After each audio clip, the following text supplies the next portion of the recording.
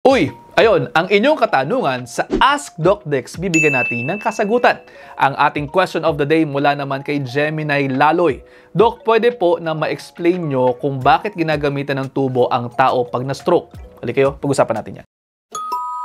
Okay, pag-usapan natin tong stroke at ang paglalagay ng tubo. Ayon kay Gemini Laloy, ang kaso niya kasi yung partner niya na na-stroke din nila sa ospital at ayon daw sa kanya, pumutok ang ugat sa utak at namatay.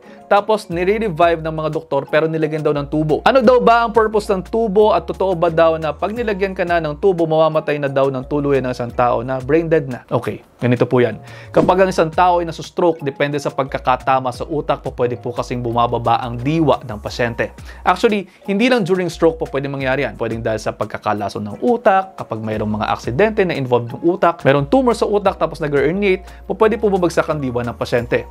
Kapag kaganyan na bumabagsak ang diwa, pwede pong maapektuhan ang paghinga ng pasyente. Kailangan natin ng tamang respiration o paghinga para nang sa ganoon mai-distribute ng tama ang nutrients kasama oxygen sa buong katawan. Kapag ka po bumababa o bumabagsak ang diwa ng pasyente, nawawalan ng control ang tao sa kanyang paghinga.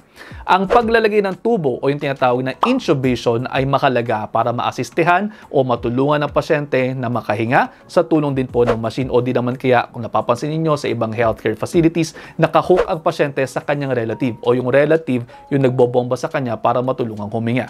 Usually, sinasabihan po ang relative na kinakailangan ma-intubate o malagyan ng tubo ang pasyente kapag mayroon na siyang mababang diwa o yung GCS of around 8. Ang GCS naman ay sukatan ng consciousness ng pasyente. Tinitingnan natin dyan ang eye movement, kung nakakamulat ba spontaneously ang pasyente, kung nakapagsalita ba spontaneously ang pasyente at naintindihan, at kung kaya niyang gumalaw.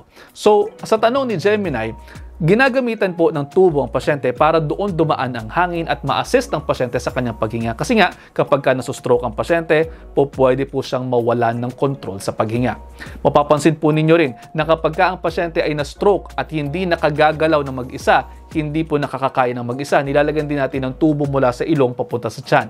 Yan yung tinatawag natin na nasogastric tube. Paliwanag natin yon. Naso, ilong. Gastric, tiyan. Tapos yung tube, obviously tubo. So tubo na dumadaan mula sa ilong papunta sa tiyan. Diyan naman po natin pinapadaan ang pagkain ng pasyente para kahit papaano ay meron pa rin siyang nutrisyon. Doon po sa sinasabi ni Gemini, kapag ka daw po ba nilagyan ng tubo, mamamatay na daw ba? Hindi. Hindi porke nilagyan ka na ng tubo, mamamatay ka na. Merong mga nakocomatose na, natutubuhan na, pero nakaka-recover.